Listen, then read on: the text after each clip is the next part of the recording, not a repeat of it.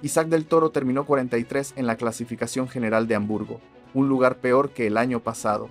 Pero espera escuchar cómo llegó hasta esa línea de meta, porque el número solo, sin el resto de la historia detrás, te está mintiendo un poco.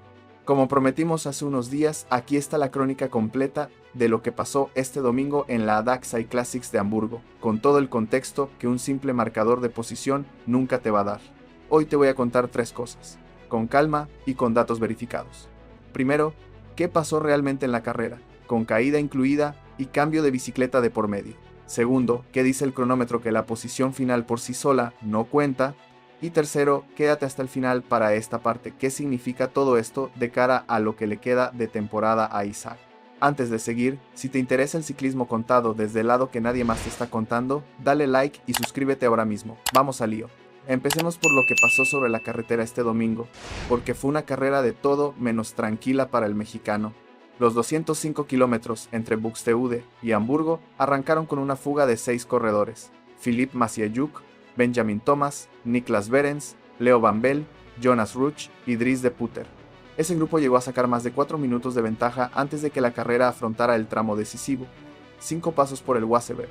La principal dificultad del recorrido, un repecho corto pero duro, que la organización coloca varias veces en el tramo final precisamente para evitar que la carrera se decida en un sprint masivo sin selección previa.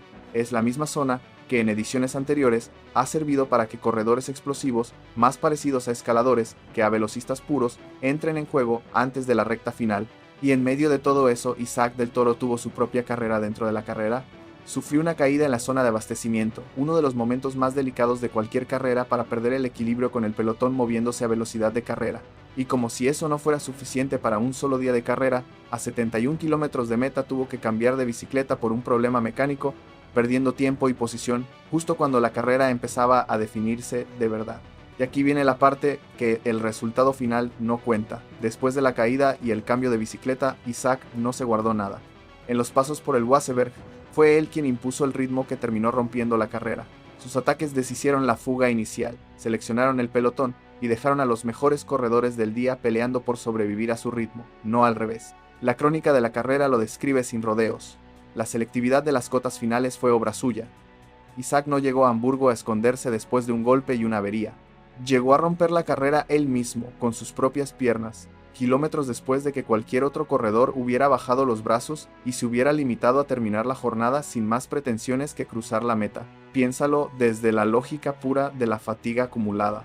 Isaac venía de 3 semanas exigentes de Tour de Francia, de un periodo de recuperación física y de apenas un puñado de días de entrenamiento serio antes de este regreso a la competencia. Sumarle a eso una caída y un cambio de bicicleta en plena carrera, y aún así encontrar la energía para atacar de forma decisiva en el tramo más duro del recorrido, no es lo que hace un corredor que llega falto de forma tras semanas sin competir, es exactamente lo contrario, y por eso el dato importa tanto como el resultado mismo. Vale la pena detenerse en lo que significa, en términos prácticos, cambiar de bicicleta a 71 kilómetros de meta en una clásica de este nivel. No es como en una etapa de montaña de 3 semanas, donde el pelotón suele esperar por cortesía a un corredor con problema mecánico si va en cabeza de la general.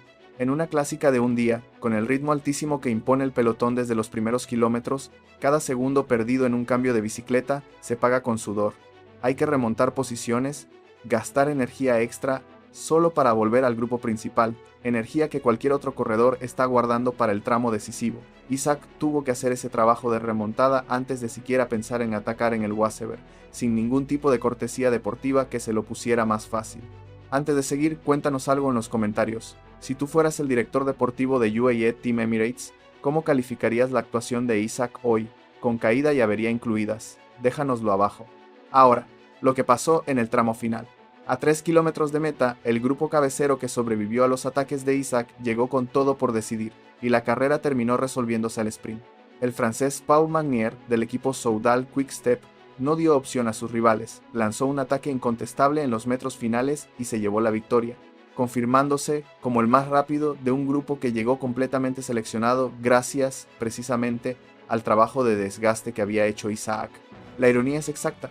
El corredor que más rompió la carrera terminó siendo, indirectamente, quien le sirvió la victoria en bandeja al ganador. Y conviene detenerse también en el propio Paul Magnier, porque ganar así, aprovechando el trabajo de otro, no le resta ningún mérito. Llegar con piernas frescas a un sprint después de una selección tan dura como la que provocó Isaac y no cometer ningún error en los metros finales, es exactamente lo que separa a un ganador de clásicas de un simple aspirante.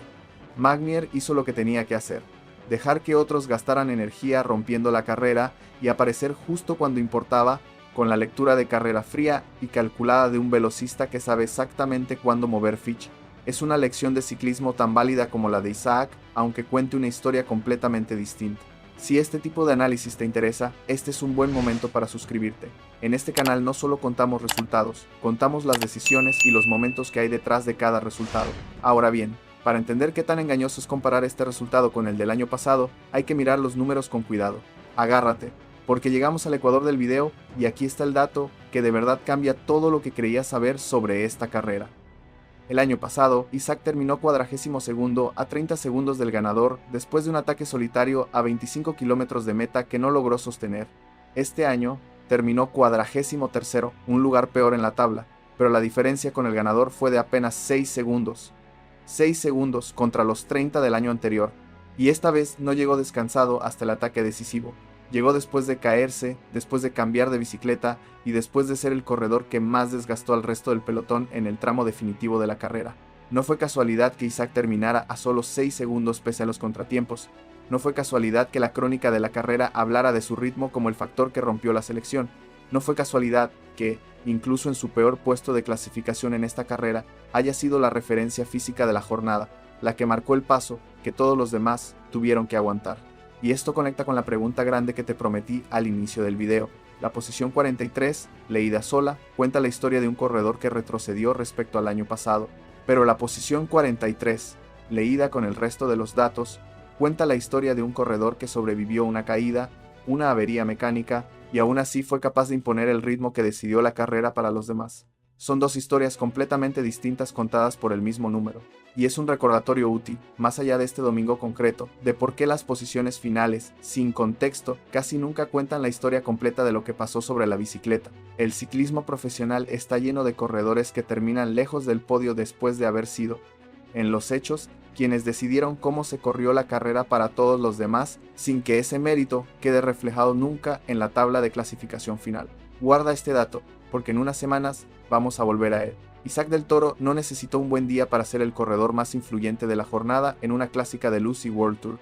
Eso, de cara al Mundial de Ruta en Montreal a finales de septiembre, donde la carrera se va a decidir precisamente en las piernas que mejor aguanten el desgaste acumulado, dice más sobre su nivel actual que cualquier posición final en Hamburgo. Conviene además recordar hacia dónde va el resto del calendario, porque Hamburgo era solo la primera pieza de un tramo final de temporada muy cargado. Después de esta clásica alemana, Isaac tiene previsto competir en las clásicas World Tour de Canadá, el Gran Premio de Quebec y el de Montreal, ambas en septiembre, antes de llegar al Campeonato Mundial de Ruta en esa misma ciudad canadiense. Y para cerrar el año, el tríptico de clásicas de otoño en Italia, con Lombardia como la cita más importante de todas. Es un calendario pensado exactamente para el tipo de corredor que hoy demostró seguir teniendo piernas incluso después de una caída y una avería. Carreras de un día, exigentes, donde la capacidad de recuperación y de aguantar el desgaste acumulado pesa tanto como la pura potencia en una subida corta.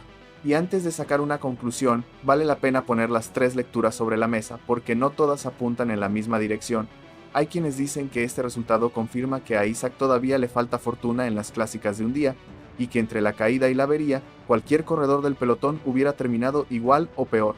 Hay quienes dicen que lo verdaderamente relevante no es la posición sino la capacidad de recuperación. Pocos corredores vuelven de una caída y una mecánica para terminar siendo el animador de la carrera. Y hay quienes simplemente creen que Hamburgo, tal como lo planteó el propio equipo, siempre fue una prueba de fondo física antes de los objetivos grandes de septiembre, y que el resultado de hoy, bueno o malo, no cambia absolutamente nada del plan original. Las tres lecturas conviven al mismo tiempo, y probablemente conviene quedarse con algo de cada una en vez de elegir solo una. Hubo mala fortuna, hubo una muestra real de resistencia física y mental, y hubo también una carrera que, en el fondo, siempre fue secundaria dentro del plan más grande de la temporada. Y aquí va mi lectura, marcada como opinión, aunque respaldada por todo lo que acabamos de repasar, la verdadera resistencia de Isaac del Toro no se midió hoy en la línea de meta. Se midió en el momento en que, Después de caerse y de cambiar de bicicleta, decidió seguir atacando como si nada de eso hubiera pasado. Un corredor que reacciona así ante la adversidad en una carrera que ni siquiera era su objetivo principal es exactamente el tipo de corredor que vas a querer tener contigo cuando sí lo sea, cuando la carrera importe de verdad y no haya margen para una segunda oportunidad. ¿Tú crees que este resultado en Hamburgo, con todo lo que pasó en carrera, debería leerse como algo positivo o negativo para Isaac de cara al resto de la temporada? Déjamelo en los comentarios. Y cuéntanos también, ¿sabías que terminó a solo 6 segundos del ganador pese a la caída y la avería? ¿O te habías quedado solamente con el número frío de la posición final? Si no te has suscrito, hazlo ahora y activa la campanita, porque en las próximas semanas vamos a seguir de cerca cada paso de Isaac camino al Mundial de Montreal, carrera por carrera. Nos vemos en el próximo capítulo, con más de esta historia según avance la temporada.